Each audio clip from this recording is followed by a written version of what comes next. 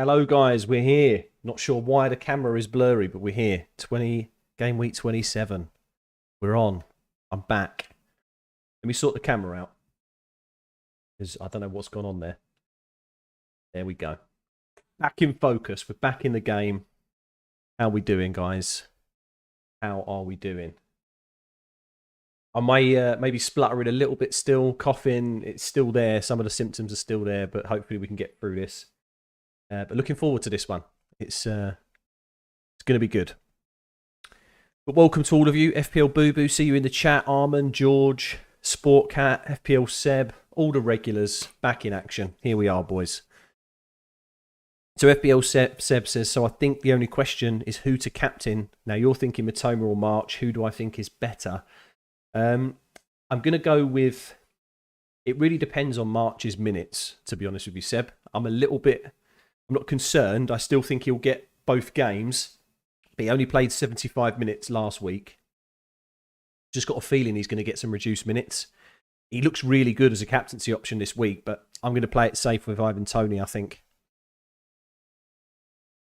It is good to be back, mate. It is good to be back. Hopefully all the audio quality is fine and good. I can't really hear myself as much anymore because I've got these bad boy headphones. So we'll have to play it by ear, but let me know. The audio's good. Any problems on screen, let me know. How are we doing, Abdullah? SJ, welcome.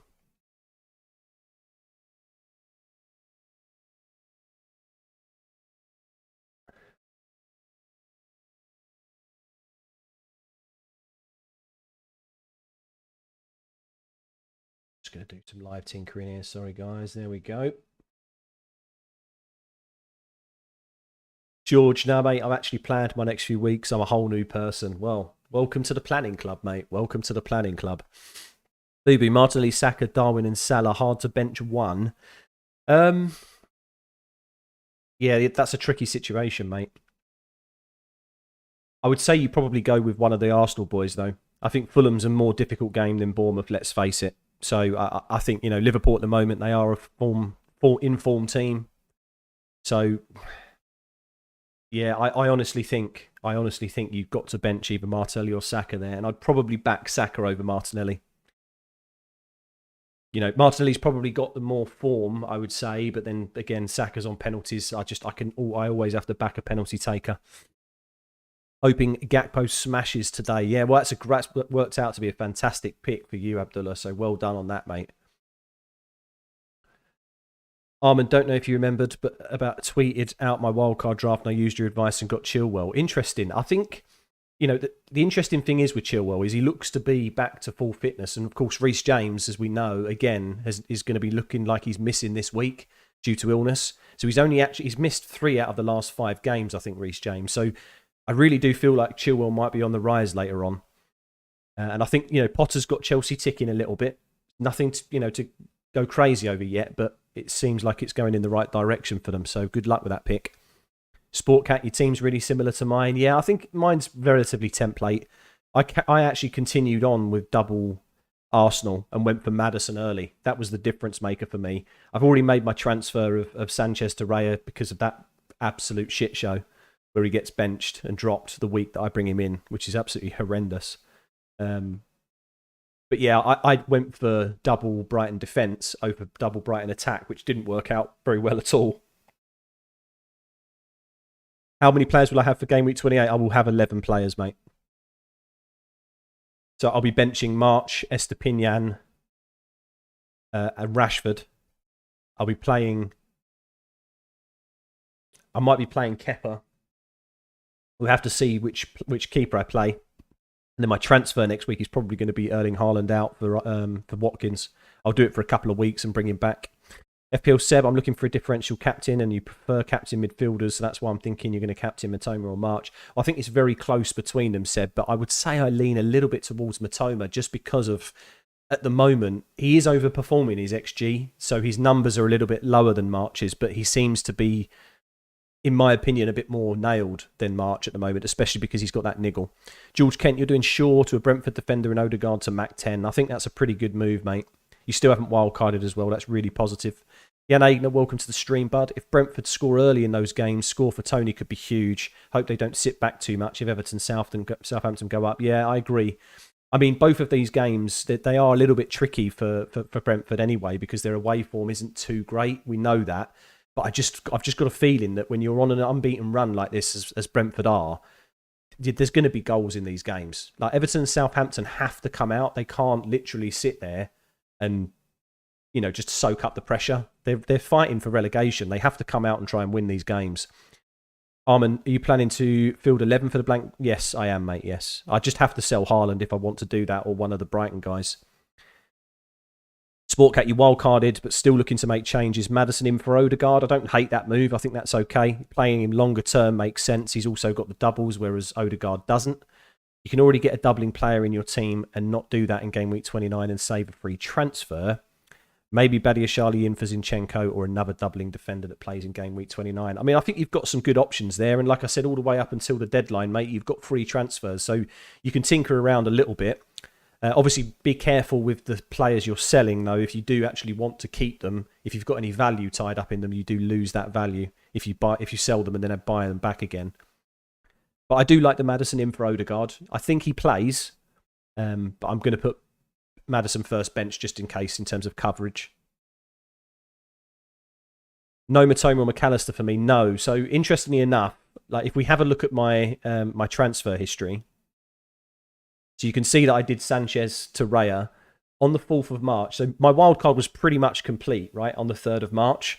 And then because I was so ill, I was like tinkering around, and then I actually woke up early for the deadline, and I was starting to watch other YouTubers. Now, I'm not going to put anybody, I'm not going to throw anyone under the bus, but essentially I started listening to the fact that McAllister potentially played a little bit deeper.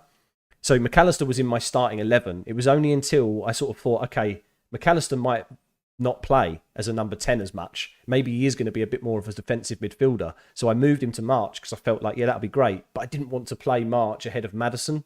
And in the end, I ended up picking up, obviously, Maddison's 1 point because of the yellow card, and obviously missed out on the extra points from McAllister. So a bit frustrating, but these things happen. Like my year or my season has been going fantastic since the World Cup. So that's the story, Abdullah. That's the story. I did have Mac 10 in, but I removed him for March. I mean, I swear Potter is trying to tempt people to get Reece James again. I mean, the penalty situation, I still don't think I would bring him in, mate. Even if he was on penalties, I think it's just too much of a risk. He's nowhere near as attacking and as forward pressing as he was before because of those injuries. I'm telling you, Potter's asked him to reserve his running. Aren't United blanking in 28? Then I would have 10 for next week. No, because Rashford, Estepinian and March would be on the bench, and then I would sell Haaland. I wouldn't be... Martinelli will play up front benching Haaland. Who's benching Haaland? Potentially. Who do I think is the best Brentford defender option? Do I go long name theory and get Pinnock? Well, he was the highest scoring defender for Brentford last week, let's face it. But that was, I don't think his goal threat is particularly very good. I really like Rico Henry's numbers. He puts out very consistent attacking threat numbers. And I think that against Everton and Southampton, he could do really well. Sportcat, is it worth to bench Maddison in this week if you're benching him? Is it worth to bench him if you're benching him? I don't know. It's a tricky one because I think him on set pieces is always going to be a threat. He's always going to be worth a shout. Would I prefer playing Odegaard ahead of him this week? Probably, but longer term, I think I would prefer to have Maddison, if that makes sense, because of the double. FPL said, yeah, so because I wildcarded, team looks perfect for this week. Raya, Estepinian, Tripper, Henry, Matoma, March, Saka, Rashford, Kane and Haaland and Tony. And to be honest, this would be my free transfer. I mean, that's a perfect team because you've got the double Brighton attack as well. I think that's amazing. I mean, I potentially could take a -4 and go Odegaard to Mac 10. It just then means I can only field 10 next week. So I'm kind of on the fence about that, but maybe I do it by deadline. Sportcat, should I bring in Badiashile in for Zinchenko? Had him in the team the week.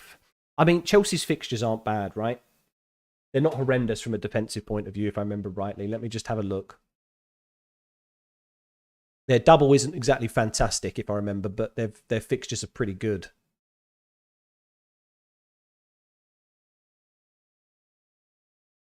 Because I do like Zinchenko. I do think he is a good pick. I was tempted by chat to put, obviously, Gabriel in eventually, but I really did like his numbers, and he's proven that tenfold over the past few weeks.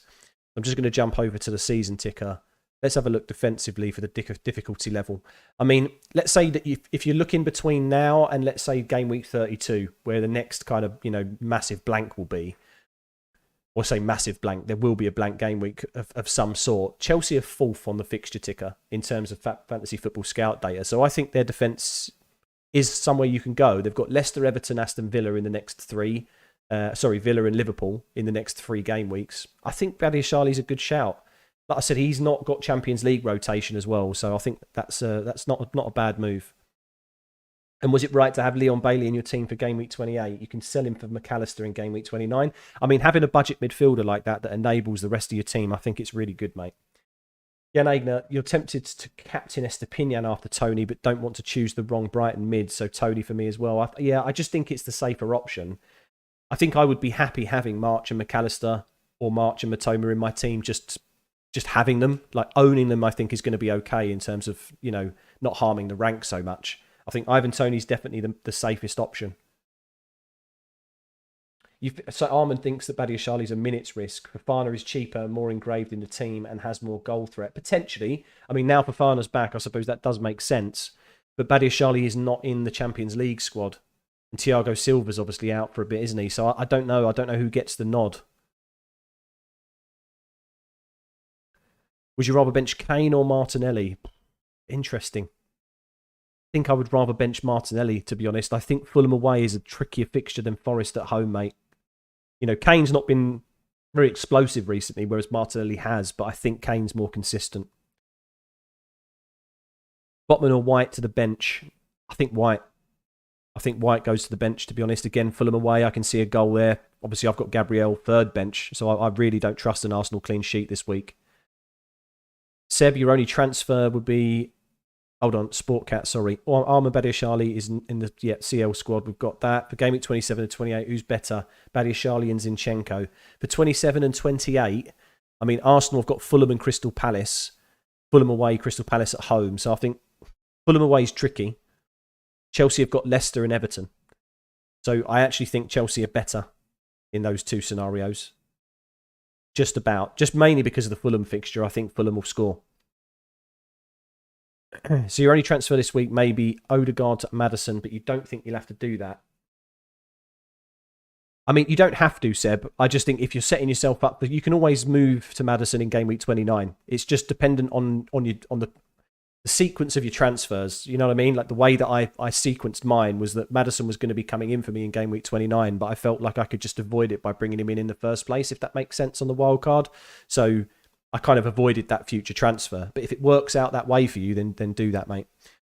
George, Kepa, Henry, Zinchenko, Dunk, Saka, Salah, Rashford, Mitoma, Mac 10, Kane, Haaland, probably going to free hit.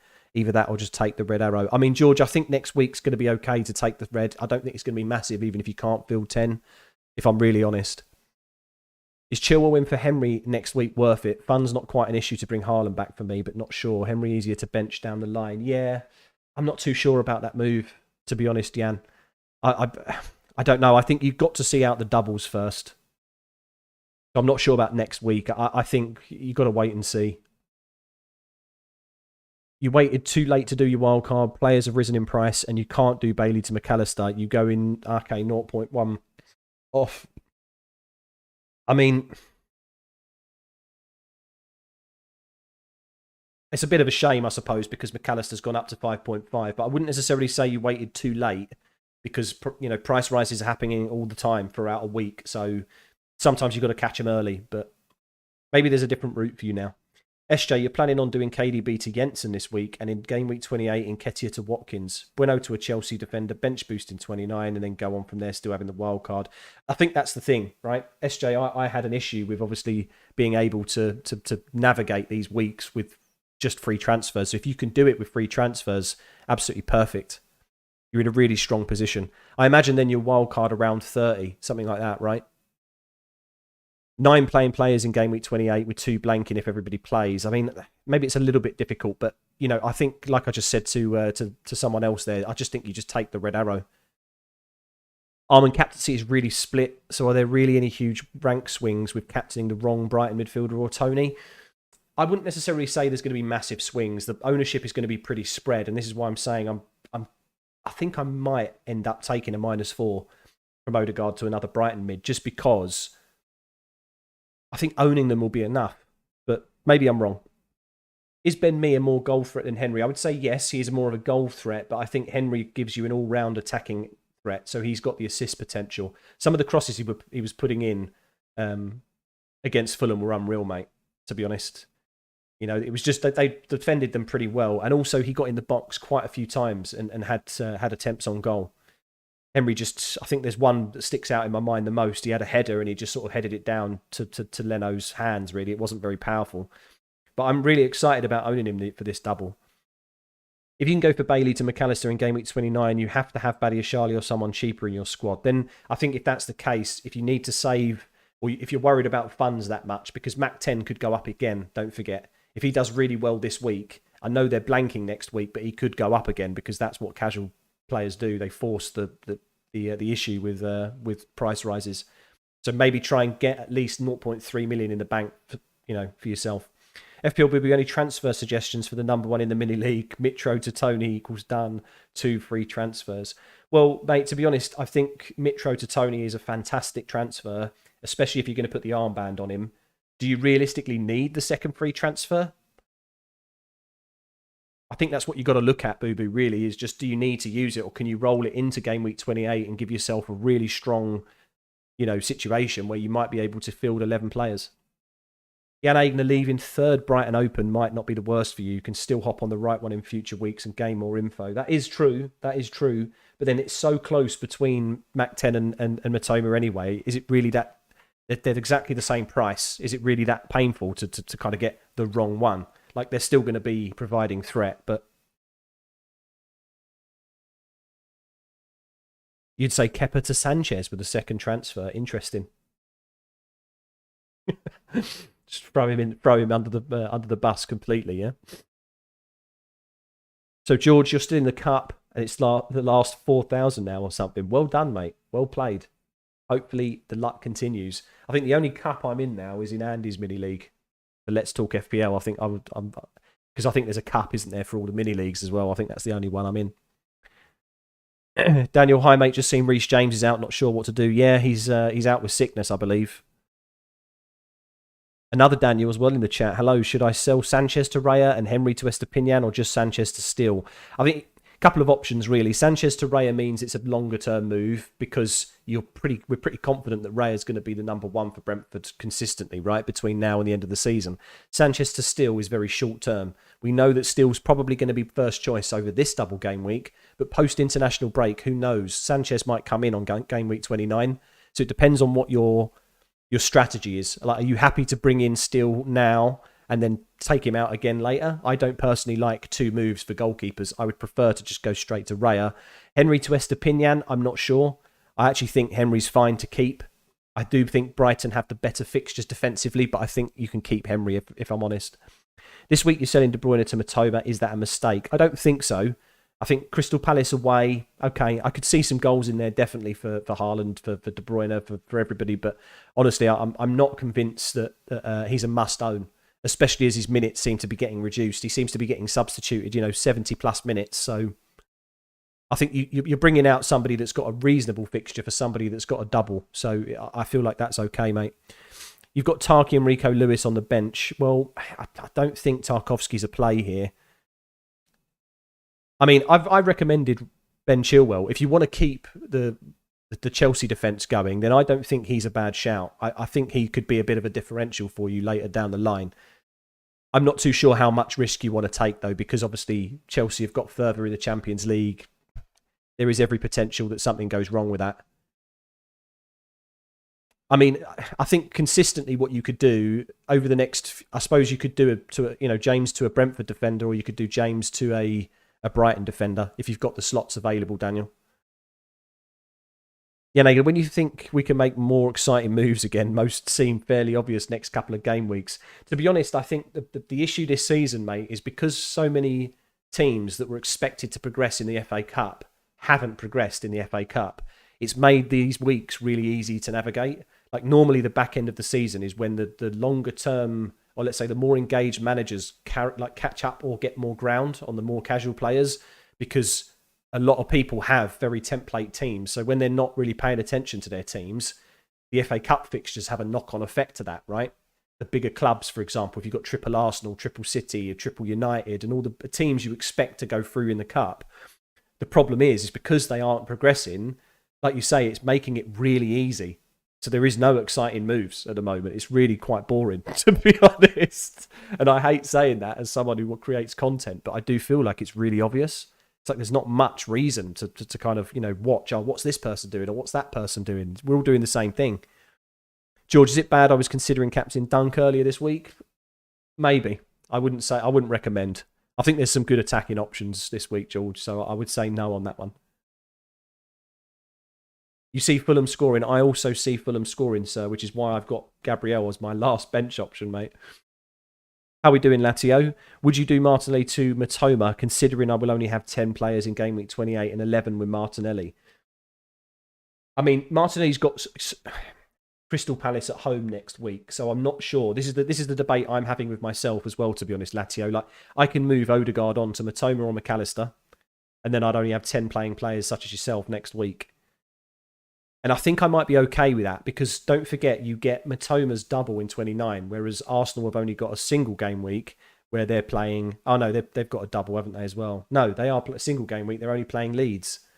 So you do gain an extra fixture back. It just means that you have the blank next week. I don't hate the move, mate. I think it's okay. Is anyone going Haaland captain? I don't think so. I mean, the casuals, definitely. His ownership will still be massive. Game week 29 actually seems to be a fun week, going with a few differentials lined up as Morgan, Gibbs-White, Aurier, Chilwell and Bowen. I mean, to be fair, yeah, you've obviously wildcarded in a couple of different people there, Armin. I like the MGW pick because I think Forest might go under the radar in that double game week. They've got Wolves and Leeds. Like, that's a really good double game week. And I think, to be honest, if it wasn't for... They've got Newcastle in game week 28, I would maybe even consider Johnson. I would have maybe even considered him for that double game week. But that's why I'm going to go Watkins instead, I think, because I think that's a little bit safer. George, you're going to have it on either Matoma or Mac 10. I think, yeah, it just makes sense. I mean, I would probably lean a little bit towards the penalty taker if I was you, but then Matoma's finishing has been so good at the moment. You know, his XG numbers, he is overperforming them massively because of his finishing. But Son had the same thing, and he went and got a joint golden boot last season. So sometimes the stats don't always back up what their output is, right? And Matoma looks like he's doing really well. So it's a really tricky pick. Effective ownership prediction on Brighton Brentford assets. Well, I'm going to go probably Tony around maybe 70 to 80%. March potentially could be about 35 with captaincy, maybe 30. Maybe a little bit less, maybe 20. I think Mac 10 and Matoma are probably going to get... Well, I think Matoma's definitely going to get higher. He will definitely be around the sort of 50% mark, I think. Mac 10, I'm not sure. I don't know if many people give him the armband. I think a lot of people like having him in the team because of the penalties and what he's just put out last week, but I'm not sure people will captain him. You're going to get Iheanacho in for double game week 29. I like that. Should I stew high, Dan? Still no Haaland. Dodged a bullet last week. Yeah, indeed, mate. I think, to be honest, you might even get away with it this week as well, bud. Crystal Palace is not exactly, I think, the easiest fixture. Mukesh, suggest me a differential captaincy pick. I mean, if you want differential captain, I think you go like Estepinian, or you go for, one of the Brentford defenders. I think it's a very difficult week to get a differential captain. I think it's going to be a bit spread this week, Mukesh, if I'm honest. And most players will always tell you to captain a double game weeker. So it's going to be tricky. If you want to go really differential, then I suggest you go someone like Harry Kane or Rashford on a single game week. Armin, yeah, I think there's too many good options for a budget striker. Haaland and Kane are absolute must picks, and for most people, that third striker slot is filled up by Tony or Felix. Indeed, I think though it's interesting about Haaland saying absolute must picks, because I actually think that if you were wildcarding, if I had the wildcard this week, I may have considered removing him this week, just because game week 28 is a blank for him, and I genuinely think that I might move him on next week. because game week 30 also isn't, or game week 29, sorry, is a single game week for City. So I think there is a room for that budget striker where I only have Harry Kane for the next few weeks, but we'll see. We'll see what ends up happening, but that's my plan at the moment. Morning, Harry. Welcome to the stream, my friend. I am feeling much better. Gabriel or Trippier, that's an easy one, mate. Absolutely going to go Kieran Trippier on that one, as per on screen, mate. I just genuinely think Fulham away is a tricky fixture for Arsenal. Seb, so you're thinking about rolling this week, and then in game week 28, Haaland to Watkins, and then in game week 29, Odegaard to Maddison. Zinchenko to Shaw. You would then use bench boost and have 13 doublers. That's a really strong play, Seb. I think that's great. Do I think Fofana is more nailed on now? I do. I think that now he's back, he definitely is more nailed, and he is obviously very, very budget. I think Arman's got him in his wild card, if I remember rightly as well. So I backed it. I think that could be a good option, mate, if you want a Chelsea defender. He's definitely more attacking. Sebwar, benching headache, Saka or Martinelli? I think I would bench Martinelli, mate. I think I would keep the penalty taker on. I think I have to keep Saka on. You think you have to bring in a Brentford defender? Well, I mean, you've got to set the second free transfer there, Boo Boo, so why not, mate? I think Henry's probably one of the best picks there. Tendai H, you've got 3 Brighton and Tony. Is it worth a -4 for Raya or Pinnock? I mean, it depends on the keeper you're taking out, Tendai, I suppose. Who are you going for? Press the like button, folks. Thank you for the plug, mate. Yeah, absolutely. If you're enjoying the stream, guys, then yeah, please do like the stream. Really helps the channel out. And Armin, you thought, considering you were removing Haaland, but you've got so much money, about 0.5 million, it would be a nightmare to buy him back. Yeah, I can see that. I can see that. I mean, one of the situations I'm in is possibly looking at Harry Kane to Haaland later down the line and actually booting Kane. Just because of the situation that he finds himself in at Spurs now. They're out of the Champions League. There's no trophies. He has been very consistent, but he's definitely going to be one to watch for me.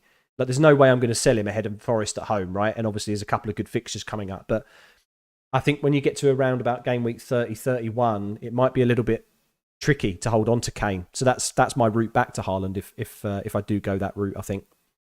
Daniel, the problem I was planning a move next week to do Chilwell in for TAA, and you'd rather keep James. Is Lewis an option? No, I don't think so. I think, to be honest, like James for me, it's a non-negotiable sell, mate. At this point, like there's so inconsistent minutes for him, and even then, his attacking numbers aren't the same. They're not what they used to be because I think Potter's said to him, "Look, you're really integral to this squad, but I can't have you running down the right-hand side all the time like he used to do." Because that's what's caused him to get injured. So I genuinely believe that James to like a Brentford or a Brighton defender for you this week is very, very tempting, or should be good, should be tempting enough. Yeah, no, you're looking at Johnson, Solanke over Watkins in 28, just in case funds do become an issue. And 5 mid soon again, plus leave cheap forward on the bench later. Yeah, I mean, that works out as well. Absolutely, and that's a decent plan too. George, it wouldn't surprise me if Odegaard got benched this week for Vieira. Arteta trusts Vieira enough to keep resting Odegaard if he is ill. Absolutely. I do see that being a possibility as well, which is why I'm swayed a little bit towards selling him for the -4. But we'll see. I mean, what's the time? We've still got 20 minutes before I'd probably make the move, but I am very tempted by it. You've been using Plan FPL. Very good, very good. Tendai H, Ward to Raya or Kepa for Raya? I mean, it's a little bit tricky because I think I prefer Leicester's double in 29. So maybe you sell Kepa? I mean, Brentford's defensive fixtures all the way up until the blank in 32 aren't too bad. So I think maybe Kepa for Raya is a reasonable move there for you, Tendai. But that's for a -4, isn't it? So you get a double game week player. It could pay itself back. So that's the positive. I just think you need to look at where you would play Raya and Ward and do they rotate well. That's the main point. Seb, you think Brighton mids are better captain as 2 because Brighton just score more goals and have better fixtures? Yeah, maybe that's true. I just think that I'm going to back Ivan Toney. I just feel like he is very consistent for Brentford. And if they score goals, that's where it's going to come from. Early kickoff will be more pain in wildcards 26 than the double game week players games not televised. When will it end? Yeah. Estepinian, yes, I do like Estepinian as well, Daniel. I think he's a good option. Transfer plans, game week 28 roll, game week 29 McAllister in for Bailey, and roll another transfer, so 2 in game week 30. I mean, I think that's really strong, but in game week 29, you might actually want to use that second free transfer to get in as many doublers as possible. Abdullah, what are the ownership of Brighton and Brentford assets? Well, if we have a look at, first of all, if we have a look at, I think March is relatively low owned. March is 9.5%, so it's gone up a little bit. Tony's going to be pretty high because he's already 38.9%, and I think people are going to be captaining him quite often. So I think his ownership is going to double. I think his effective ownership will be somewhere in about the 80s. In terms of Henry, he's 4% owned, so he's pretty low. Estepinian, 11.7% owned. Maybe someone puts the armband on him. Maybe that rises to like 14%, 13%, something like that. Raya, 15.5%. So I feel like there's reasonable amounts of ownership. If we have a look at Matoma as well, he's pretty high. So he's 22.3. So I expect that to pretty much double. I think somewhere like 40 maybe in terms of percentage is a reasonable guess. Then you've got McAllister as well, 6.5%. So he's lower owned than March, but I think captaincy might push him to 15%. So it's interesting. I mean, there's a lot of varied percentages there, but I think that having 2 or 3 of them is enough. I just think if you're holding onto your wild card, it's not too much of an issue. I just personally wanted as many doublers as possible because that's the trap I put myself into. Sportcap, if you sell Haaland and you'd have to pay an extra 0.6 to bring him back next week. Yeah, it's tricky and it is horrendous because we've had him pretty much, or most people have had him since the beginning of the game. But I just think that if it means that I'm able to field the best possible squads in 28 and 29, then I don't really care about not owning him because he blanks in 28 and he plays Liverpool in 29. So, not sure. Not sure about keeping him. For the 0.6 million, I'm not sure how worthy that's going to be. Once you've already wildcarded as well, value isn't much of an issue, which it shouldn't necessarily be as much of a focus, in my opinion. And especially after bench boosting as well, because the whole point of value is that you build yourself up to the best possible 15. Thank you, mate. Is it worth even for a -4? I think I would do it, yes, because Estepinian's doubling. So I do think I would do that. Could Tony get banned after his betting? You've transferred out, sure. I think... Oh, you're planning to do as many doublers as possible. Okay, fine. Could Tony get banned after his betting? Yes, I think he will get banned, but it's not going to be short term, mate. I think it's going to be months before all of this stuff goes through. Said, while captaincy total lottery this week, don't know whether to prioritise effective ownership over eye tests and stats. Hard to predict outcomes this week. It is indeed. And I think that's where my head's at, really, is that I've kind of gone with the safer option in Tony. I think if I had Mac 10 in my team, though, I'd be tempted to captain him. I just don't know if I can do it with March because, like I said, with March, it's interesting on the fact he's had a knock. He's played reduced minutes last week, and I think he gets reduced minutes over these two.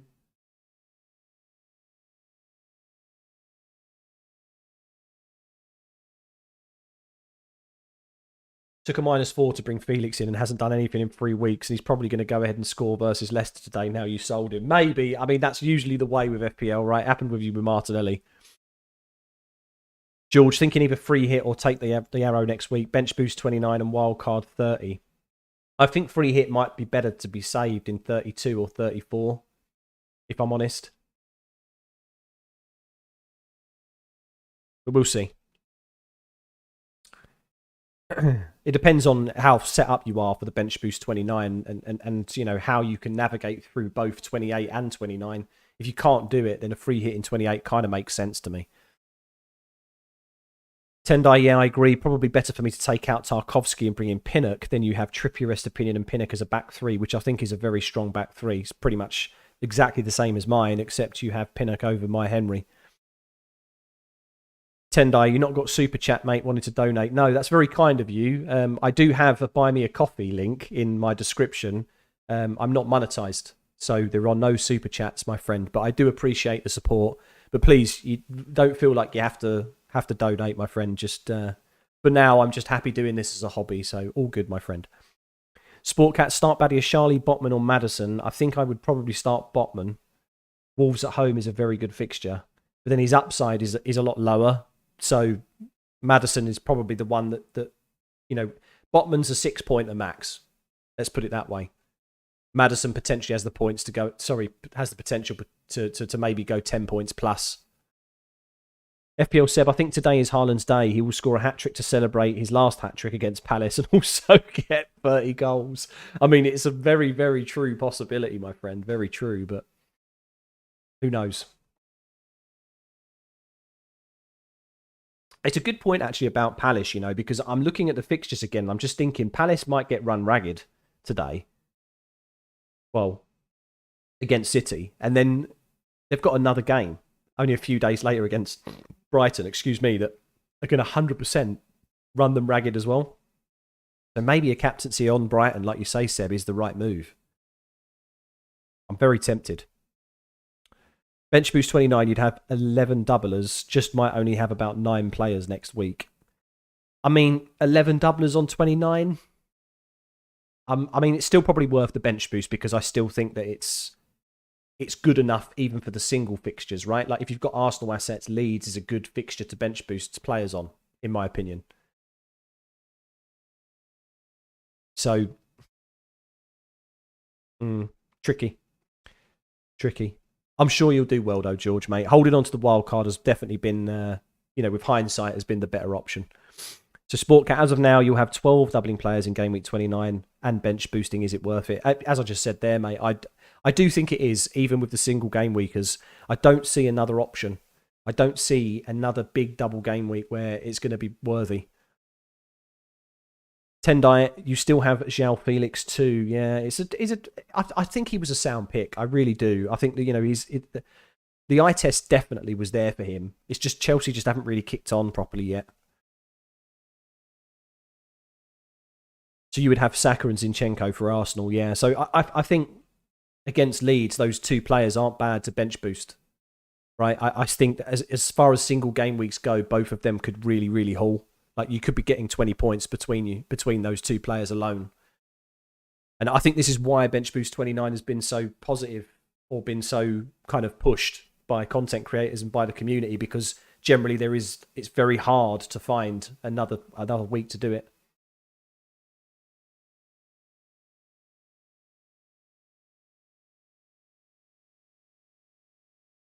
Right, guys, I'm going to put it in here.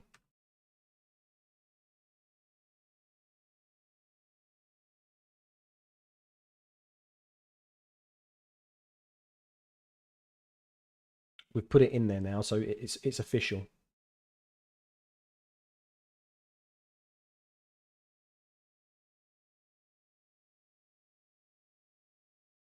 Do I do it? These are the questions. The thing is, if I take a -4 for another Brighton mid, I'm basically forcing myself to only have 9 players in game week 28 unless I sell one of the Brighton boys, Rashford or Haaland. So I'm pretty committing to selling Haaland if I go down that road. Or go down this road. So it have knock-on effect if I do it. The other point is that if I take a -4 for this, do I change the captaincy? Do I change the captaincy to a Brighton mid? I don't think I do. I think just owning them is enough for me. Arsenal defenders might outscore Chelsea defenders in game week 29. Very true. But I would say, yeah, I don't blame you for having optimism, because they've definitely looked better, or you've definitely looked better, shall I say, over the past few weeks. You're tempted to actually start Maddison versus Chelsea, even though I have faith and we won't concede. I mean, the thing is with Maddison is I personally feel like he was really unlucky last week against Southampton. There was so many chances. Iheanacho really didn't have a good showing. There was a couple of chances that just went begging for him that were really on the plate. So I agree that Leicester aren't fantastic from an attacking point of view, but on their day, they definitely can do something, and it is at home.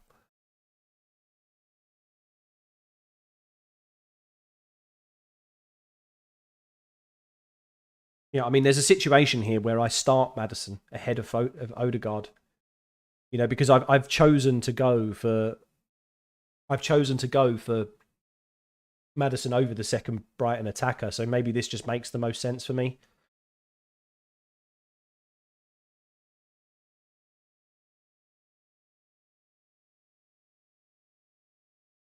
I don't know, guys. I'm definitely a little bit torn. We've got 15 minutes to go, which I absolutely hate doing. But Charlie or Maddison to start is between one of them. I think. Oh, mate, it's so difficult. Thing is, I want to be able to back Leicester at home because I feel like that they'll have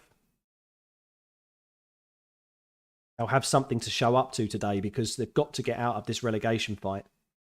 Because, they can't kid themselves. They're in it. They're in it. They've got to show up and deliver today. So I feel like that's what's tempting me to maybe start Madders over Odegaard, to be honest, and then just completely sack off the Odegaard move. Yeah, I think we're gonna keep it as we had it. I think, and we'll just play Maddison. That's what your bench is for. Like, I'm not going to sit here and take a -4 in front of you guys when I'll tell you not to do the same. Matoma or Mac to captain. Oh, it's so difficult, George. It's so close, mate. Like I said, Matoma's finishing is very, very strong. He's overperforming his XG. But he's doing so well and he's in that purple patch at the moment that I'm not sure I see it ending.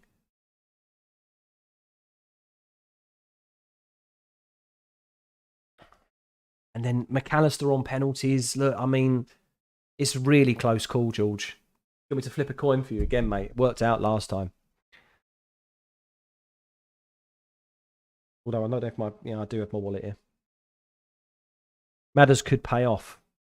Could. I mean, what's his ownership like? Like, let's have a look at it. If you think about it, so he's 5% owned, so he's a kind of differential in himself.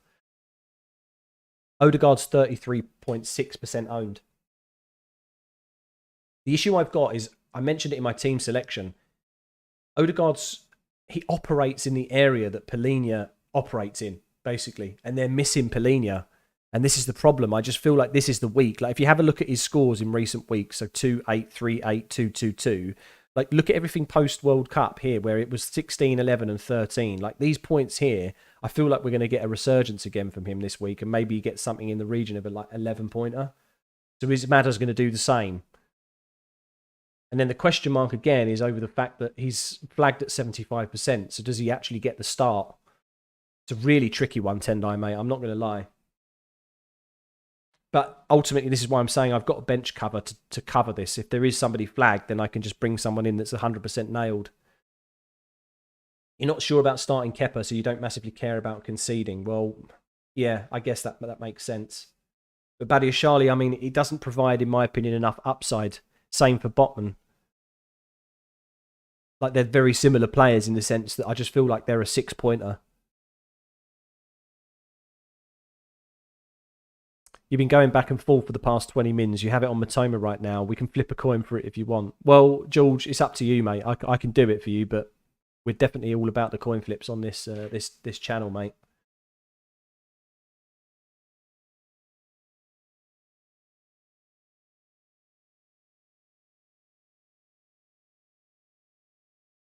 Matoma, captain and roll. Seb's done. Seb's locked in. Seb is finalised. So there you go, George. He's on Matoma. Maybe your gut instinct to have it on Matoma goes against your letters in the name theory, though. McAllister's definitely the longer name. Sportcat, your starting 11 then is Raya, Trippier, Henry, Estepinian, Maddison, Rashford, Saka, Matoma, Haaland, Kane, Tony. I think it's just a phenomenal starting 11 this week, mate, to be honest. Bench, Kepa, Botman, Badiashile, Bailey. Yeah, I think Maddison in the squad just looks right to me there. It just looks right. Does anybody else as well get tempted to say Omri, by the way, with Rico Henry? Like, every time I see it, I want to say Omri. And I never played FPL when he was in the game, so...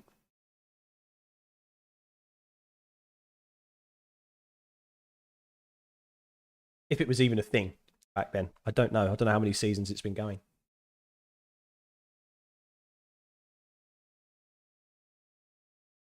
McAllister had to ask for extra paper in exams to write his surname. Exactly, George. This is what I'm saying. He'd have gone off the page. So is he going to go off the page with his points? We're going to see an absolute massive haul from him. Who knows? But I do understand the reasoning of going for a Brighton mid. over Tony. I definitely do. Like, Brentford's away form is definitely a little bit suspect, but I just don't know. I don't know if I can trust myself to captain Matoma or McAllister. I just don't know if I could do it. And it would mean a -4 as well for me if I did it. Just, yeah.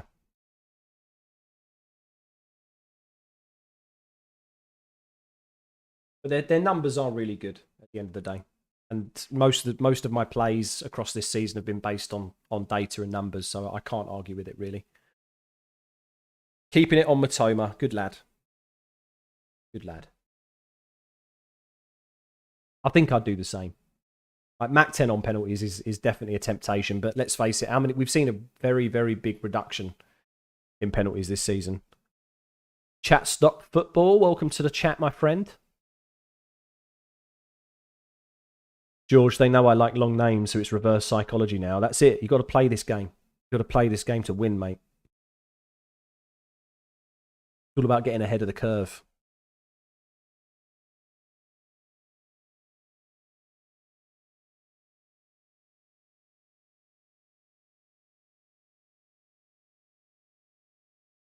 Right, well, first plug of the day, guys.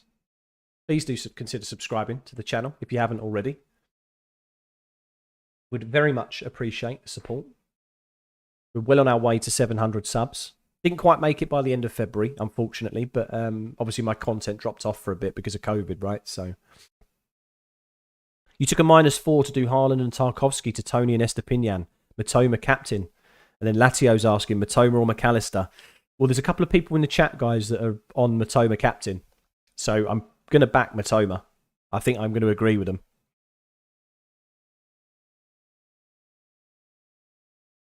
Jedi Stew's captain McAllister, so he's come in with a differential. But yeah, I mean, Tarkowski to and Haaland to Tony and Estepinian, I don't hate it. I think it is a bit risky going without Haaland this week, but he does blank next week, ultimately. So if you're looking to bring him back in from game week 30 onwards, I think this is the time to sell him, like short term, if I'm honest. So I don't hate that, mate. We can coin flip for fun.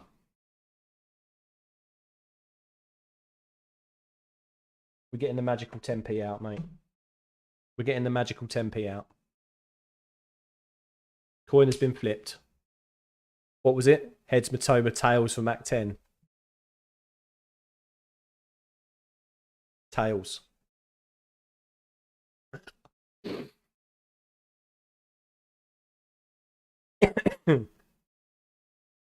Don't trust the coin. Never trust the coin. Stu's happy with that, though. Stu's lapping that coin up. Keep your eyes on Kevin Schade for game week 29. Potentially. I mean, he's benched a lot, though, isn't he? I thought he looked great against Fulham. Like, that, obviously, to enable that third goal for Brentford, man, that was fantastic. I bet you're buzzing about that win. And you're a Brentford fan as well. Why are you not captaining Tony? Like, that's really putting me off. Like, do you not trust him? Give me the information. Chat stop. Talk to me, mate.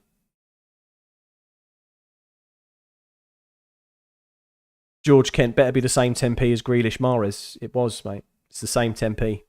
I don't even know why I have 10p in my wallet. I'm absolutely not a cash person at all, but it's there. It's doing its job. Sportcat, thanks, mate, again for all your content and deadline streams you do. No problem, bud. I really enjoy it. Like I say, it's just at the end of the day, it's a hobby for me, right? And I get to grow a little community. Let's see where it goes, guys. Let's see where it goes. Very happy with the coin toss. Yeah, I thought you might be. Thought you might be.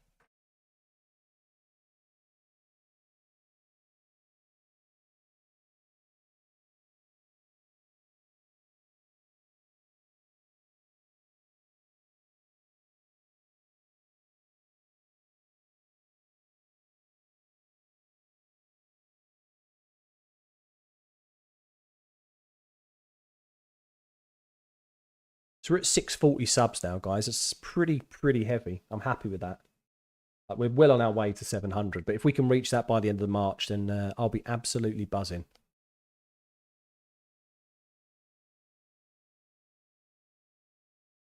Play Odegaard or Trippier this week. Have to bench one. Will, I think... Welcome to the channel, by the way, mate. I think I'm going to have to say you play Trippier ahead of Odegaard. I think this situation with him potentially being benched or not playing in the starting lineup is what's putting me off, and that's why I've put Madders in my starting 11 now. I think Trippier against Wolves is a great fixture, mate, to be honest. George, the coin might be right, but even if it is, I still have Mac when others don't. Exactly. And this is what I'm saying, that owning him maybe is enough. You don't always have to captain your differentials. They're already a differential just by owning them. Chat stop, it was a tough decision, but I kind of don't want to jinx us by captaining him. Fair enough. I like your logic. That means that there's a hole in there for him then.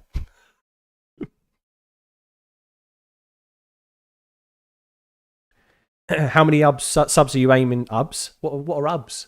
How many subs are you aiming for by summertime? I mean, look, for next season, if I could get nearly monetized in terms of like the subscriber count, the watch hours just aren't there, right? I'm literally about halfway out of the 4,000. I think I've got closing up to about 1,800 watch hours. But I only normally do about one video a week because, look, I've got a full-time job and 2 young kids, so it's very difficult to put out lots and lots of content, and I want to put out the most valuable content possible. So the reality is I'd love to have 1,000 subs by the summer, but if I don't, it doesn't matter. I'm just going to continue anyway. Like next season will be a difference because most FPL channels on YouTube, when you look at their graph, a lot of them grow in July and August when all of the pre-season stuff is being spoken about and the first team drafts. Everybody that's new to FPL joins YouTube or comes to YouTube to see the content, right? So I think I'll get a bit of a jump in the summer, if I'm honest. But we'll see. Plus, Matoma is a midfielder, so he gets more points than Tony for doing the same thing. And of course, Matoma is playing like prime Messi. Interesting. I do understand the logic, though, I suppose. He is getting 1 extra point per goal and the clean sheet point as well. So I kind of understand that. I just don't think I can bring myself to bring in to going March captain. I just think he gets limited minutes. If he didn't have that niggle, I think I would do it. When has Estepinian last blanked? Oh, man. How long have we got? 3 minutes. 6, 8, 7, 6, 9, 6, 2. The last blank was against Arsenal.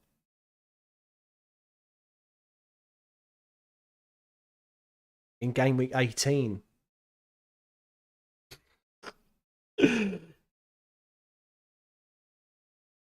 61 and 75 minutes in the last 2 games. So he obviously he banked the clean sheet, didn't he? Because he got 61 minutes there.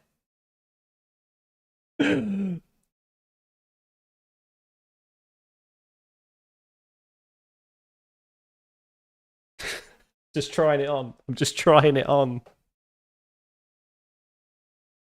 Oh my god, Estepinian captain. Would I do it? Am I dumb enough to do this shit? I mean, it's a 3 o'clock kickoff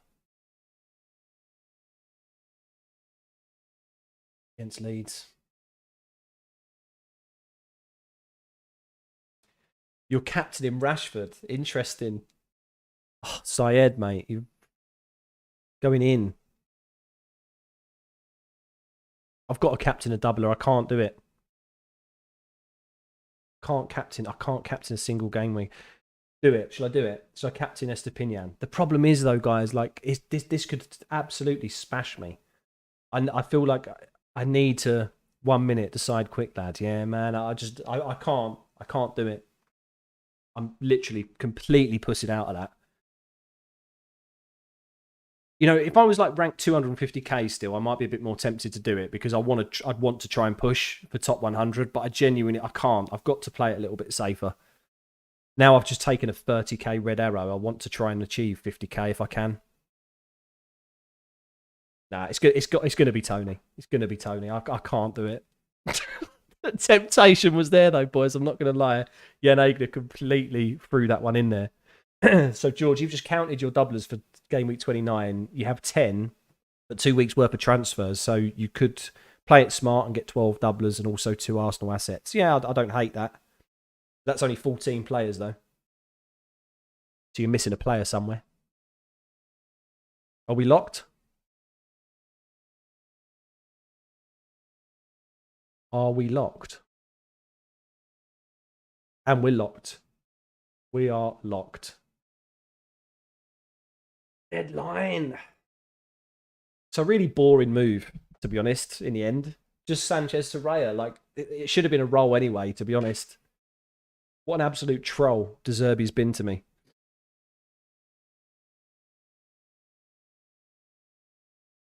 You're also on Tony. SEO's just vice because happy with rank already. Yeah, this is what I'm saying. If I wasn't happy with my rank, I think I genuinely would have possibly looked at it. But I'm just, I'm really happy with where I am. So I don't see the point in pushing the boundaries. But here we are. Another week, another deadline stream completed, guys. Felt good. Felt good to be back. I missed doing it last week. I just felt like absolute crap. Like I really wouldn't recommend getting COVID.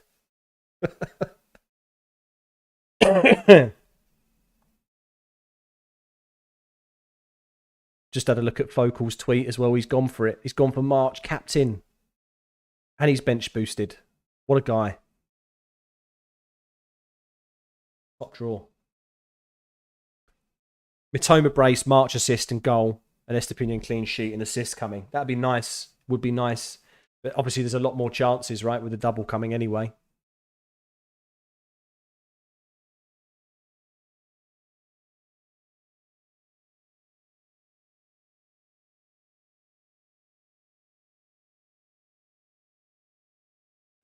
Right, let's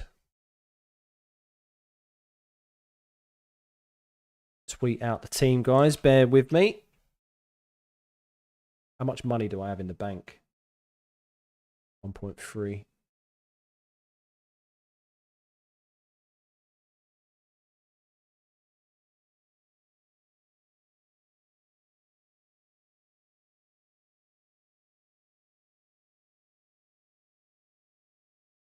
Surprised I transferred in COVID, yeah.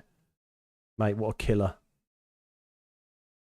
It's just like a shit flu, to be honest. It's just like, it's pretty similar, but it comes in waves. Like, if you've never had it before, it's basically like you feel, it's like you've got the flu, and then all of a sudden, you feel like you've got this burst of energy, and then like you're okay for a bit. It's just really strange, and then like it hits you again because you've been running around,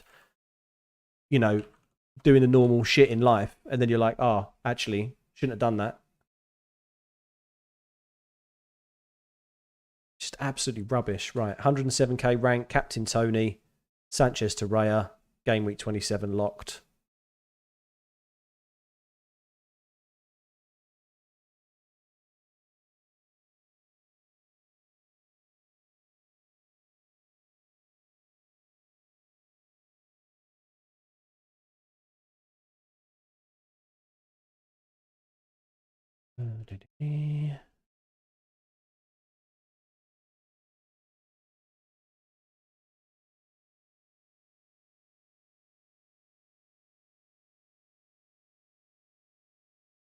Sorry, guys, bear with me.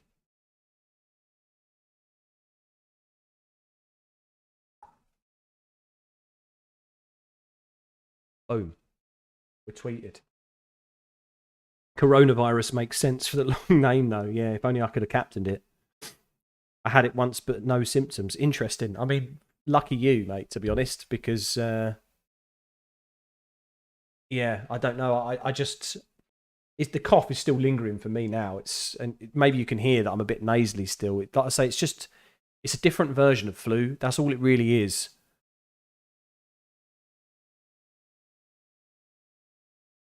It just messes with your head. You can't think straight in that. It's just horrible.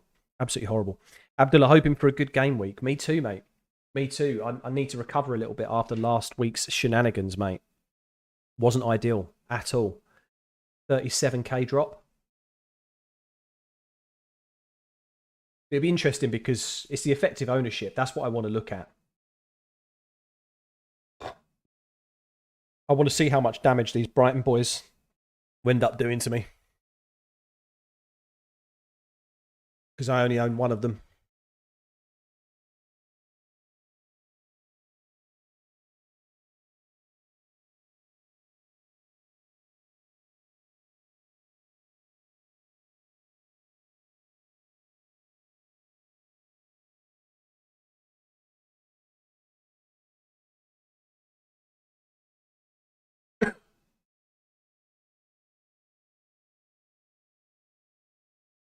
Does EO really matter? Not always. Not always. It doesn't always. It's a stat that I don't like making decisions on, but it's a stat I pay attention to, if that makes sense. I'll always check live FPL on effective ownership just so that I understand, right, if I can't get excited over like a Tony Brace if he's 100% owned. It just does nothing for my rank, right? But I can get excited if Matoma blanks if he's 80% owned, if that makes sense. It almost tailors my expectations for the weekend. That's why I look at it the most, really. It's not necessarily about how I play the game. It's just to sort of see what happens at the weekend.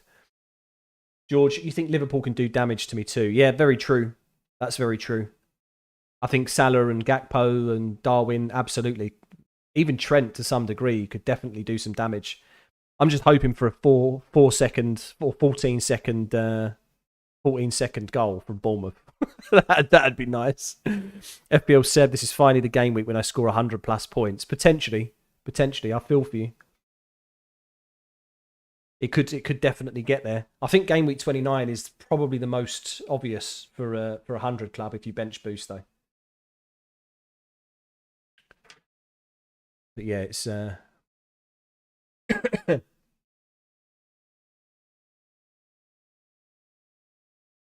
it should be a good week though. Should be a good week. You're hoping for a 9-0 though. You hate Liverpool. Yeah, I mean, that's the point, right? If you've got Gakpo, you've got Liverpool assets. Of course, you're going to be wanting.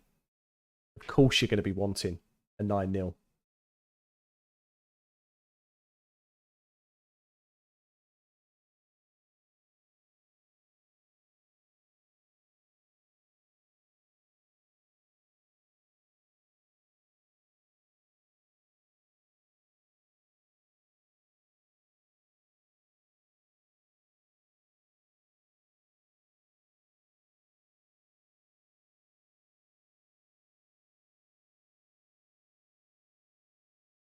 What team do I support? Please say Arsenal. No, I don't support Arsenal. Look at the badge on screen, my friend, to my left.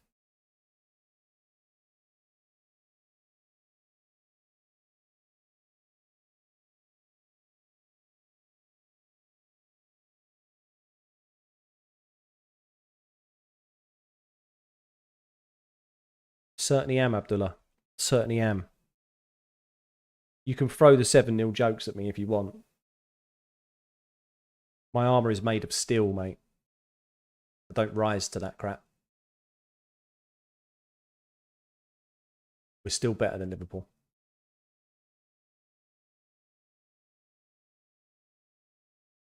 He supports 7-up. I've sort of scrolled past this the other day, right, with Jamie Carragher. What did he actually make some 7-up jokes? Like, is that what's happened? I haven't watched anything. I scrolled past it the other day and I felt like, what's that about? Well, obviously I know what it's about, but were the jokes actually good? 7-up. FPL said Dan was a Man United versus Liverpool fun to watch. Mate, to be honest, the first half, I actually really enjoyed the first half. The first half was a really good game of football, in my opinion. It was a pretty end-to-end. You know, Gakpo, of course it had to be him. We were linked with him heavily in the January transfer window, so him scoring the goal, we got absolutely torn open there. Fred made a massive mistake trying to go man for man. Fantastic pass by Robertson. Couldn't really argue with the first goal.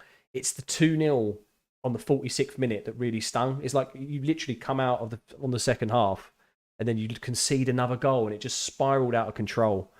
Luke Shaw had an absolute shocking game as well there, by the way. That's probably one of the worst games I've seen him play since the World Cup. You think 7-up is the official drink of Man U? Yes, it's funny, but 7-0. I mean, I don't know what happened, to be honest, but there was just a meltdown. I think once it got to about 3-0, you could see that United was still trying to score. Like, that's the problem. Like, we were still trying to score goals, and then we just got absolutely torn a new one. And the thing is Anfield is brutal as well because of the supporters. That must have been an absolute gladiator arena in there, man. It must have been horrendous for the United players to listen and hear. I can't even imagine anything worse. But yeah, it was an embarrassing defeat. You know, I got bantered by so many Liverpool fans on that day. I just literally had to fucking switch my phone off nearly. It was just like, I can't watch this. But the next day, I just sort of thought, it's fine. We'll bounce back. We've got a midweek game as well ahead of the Premier League this weekend. We'll be fine. Then we go and win 4-1 against Betis. So, you know, I definitely feel that we'll be fine. It's just, a bit of a freak incident, really. After the 7-0, they're thinking of scrapping stoppage time for games like that where there's no point minutes added on. Yeah, indeed. Yeah, I think the worst defeat that I've ever seen for United, and it had to be against Liverpool. Of course, it did.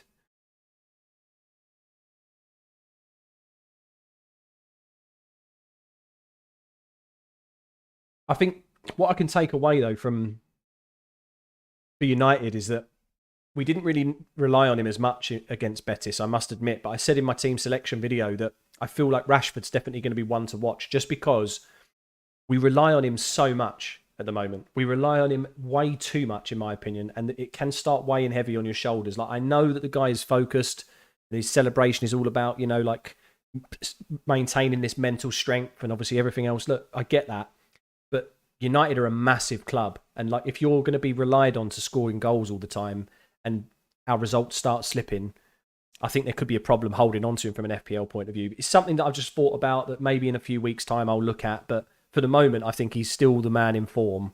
He's still worth having. But to be fair, you lost against Liverpool 2, but only 1-0. But this is the point. It's not about like losing to Liverpool I could take. There's no problem in that, right? Nobody would have predicted a 7-0, but you probably could have said it might have been a 2-1 to Liverpool, for example, right? Like there was definitely a chance that Liverpool's momentum were taking them into this game on a positive. Even though they lost 5-2 to Real Madrid, their Premier League fixtures, they'd done really well up to that point. So I wouldn't blame anybody for sort of sitting there going, nah, but I definitely think Liverpool could do us. But 7-0 was just like, what? Bruno after the match absolutely gassing, saying we had worse moments. Like, okay, mate, 1930s, yeah, indeed. I think he was downplaying it a little bit. But then to be fair to Bruno, he was the best man on the pitch against Betis. I know it's Real Betis, it's not the Premier League, but still, the point is that he was able to sort of take all that criticism, understand that, like, yes, being a captain or vice captain of Manchester United is going to weigh heavy on you. You have a big expectation. So deliver. And then he did. I thought he had a fantastic game on Thursday.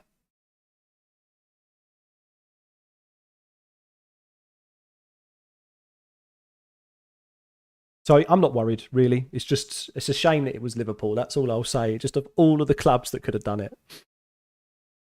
But hey ho.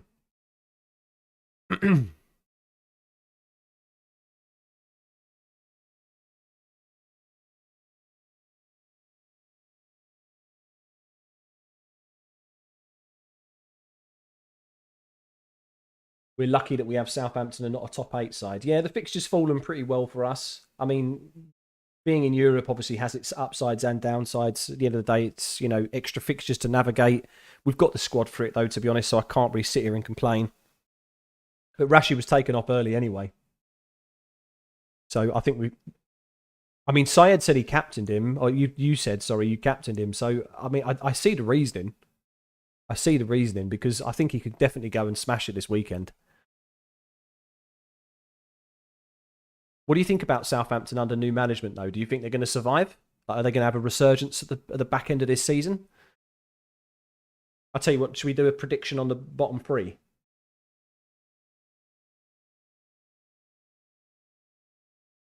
Let me know in the chat who your bottom 3 are. Who's getting relegated from the Prem? Who is getting relegated from the Premier League this season, guys? Unfortunately, I can't do a massive poll with all the combinations. You see a 6-0 United win. Damn. Like a few seasons ago. Did we beat them 9-0 as well? Was it 9? I think I captained Fernandes as well on that week, when we absolutely pasted them. But was it the Bednarak own goal situation? When it the worst ever defensive score? Didn't he have like a -6? by the end of that game or something crazy. FPL Boo Boo Game Week 29 is a bench boost with 13 doublers with a -8. Could pay off. I mean, the -8, because it's double game weekers, definitely could pay off. Bournemouth, Southampton, and Everton Leeds. Here we go. Southampton, Everton, defo gone. You think Everton, Southampton, and Bournemouth? Yeah, I mean, I'm going to be inclined to agree. I think Forest are going to be all right. Like they've just put a string of wins together now, or like, you know, a couple of draws. They've got some points. Leicester are in trouble though, aren't they? Really.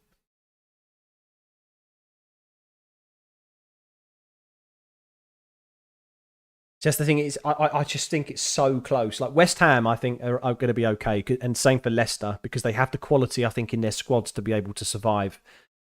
Leeds, though, boys, I'm not sure. Like I think it can be anyone. That bottom four: Leeds, Everton, Southampton, Bournemouth. It definitely can be any one of them combinations. West Ham and Leicester have got to be careful, but I don't see them going. Like I say, Forest, I think are okay. Wolves are okay. But honestly, from Leicester down, 15th down to 20th is so tight. Bournemouth, Southampton, Leeds. So a couple of people think Everton, a couple of people think Leeds, basically. Yeah. I think we're pretty set, aren't we, to be fair, in terms of the bottom 3 or 4. You think Bournemouth win today and stay up? Seriously, though, think it's Leeds, Everton, Southampton. I mean, that'd be lovely, Anne. If Bournemouth beat Liverpool, that'd be absolute sweet justice. Sweet justice for me as a United fan, because it just means the banter can continue. It can be reciprocated. Sorry if there's any Liverpool fans in here, but at the end of the day, look, you got to take what you get sometimes, right? I think Bournemouth win. Yeah, that would be nice. Seriously though, Leeds, Everton, Southampton. Yeah, and I genuinely think that's a good shout. Syed, now can we win? Now can you discuss who will win the Prem? Come on, you Gunners. Sure, why not? Who thinks that Arsenal's going to win? Do we think City come back from this 5-point deficit?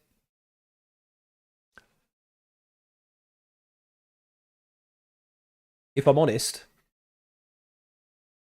I do think Arsenal will do it. Just about. I think it's going to be closer than 5-point gap, though. If we have a look at fixtures,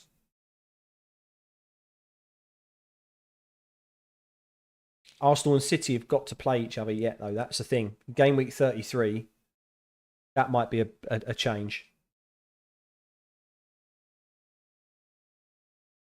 Arsenal have also got to play Liverpool.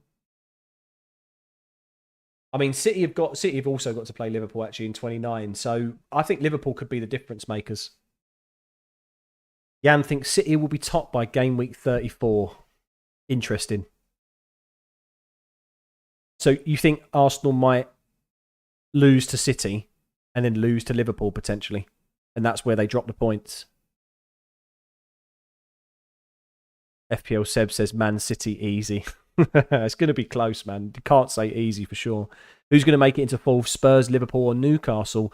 I think Liverpool have got the momentum. I hate to say it, but Spurs are going to drop off, I think, like an absolute lead balloon, mate. They're just, honestly, they're in a bit of disarray, aren't they, really? Conte's, obviously, his future's not really there. We're going to, people are thinking about Harry Kane not coming in. Liverpool at the end of the day have got a game in hand on Spurs. Yes, Newcastle have got 2 games in hand on Spurs, to be fair, but there's only 3-point gap now between Liverpool and Tottenham. I definitely wrote Liverpool off. I'm not going to lie to you.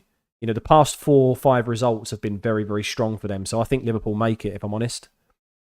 Syed, Arsenal. You've been waiting 19 years for this. Well, good luck to you. I genuinely think that, times are changing. It's getting a lot closer up there now, which is great. So if City win against Arsenal at home, it's 1 draw from Arsenal and City ahead. Close, but at home, you think City will edge it against them. Yeah, fair enough. I can understand that.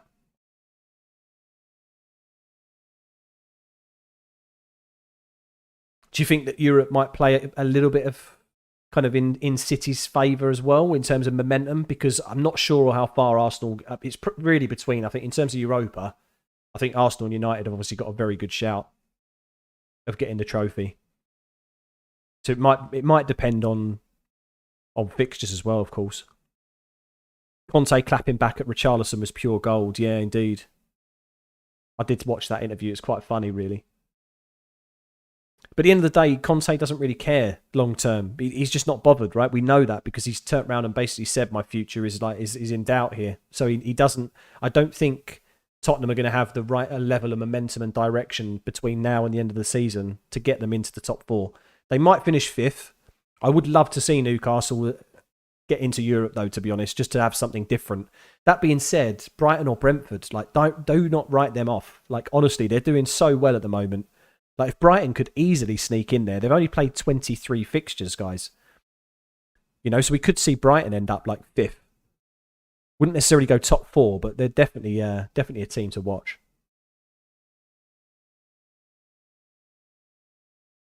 So Arsenal have to play against Newcastle, City, Brighton, Chelsea and Liverpool. So you think City will still win? Yeah, they are trickier fixtures, I guess. I mean, Newcastle a couple of months ago, I probably would have said, yeah, that's a really tricky fixture. I don't think it's as hard as what it has been, though. Of course, the City game will be interesting. If Arsenal go and get a win at City, though, that changes the whole spectrum, in my opinion.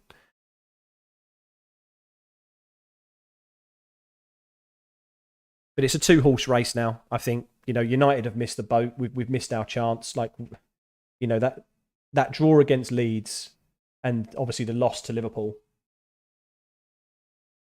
I think it's too difficult to come anywhere close. But I still think we finished 3rd. It's just that 4th spot that I think is a trickier one. But right, guys, 20 past 11. I think I'm going to call it there. It's been good to be back.